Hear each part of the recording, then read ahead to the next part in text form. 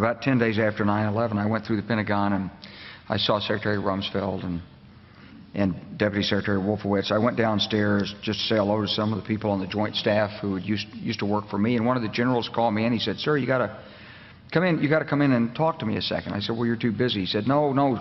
He says, "We've made the decision. We're going to war with Iraq." This was on or about the 20th of September. I said, "We're going to war with Iraq. Why?" He said, "I don't know."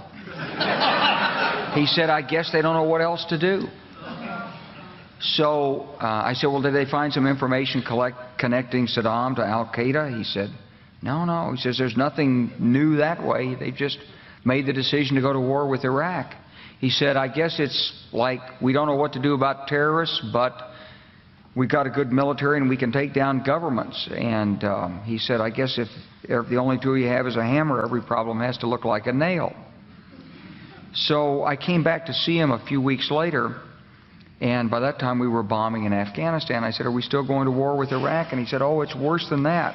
He said, he reached over on his desk, he picked up a piece of paper, and he said, I just got this down from upstairs," meaning the Secretary of Defense's office today, and he said, "This is a memo that describes how we're going to take out 7 countries in 5 years, starting with Iraq and then Syria, Lebanon, Libya, Somalia, Sudan, and finishing off Iran."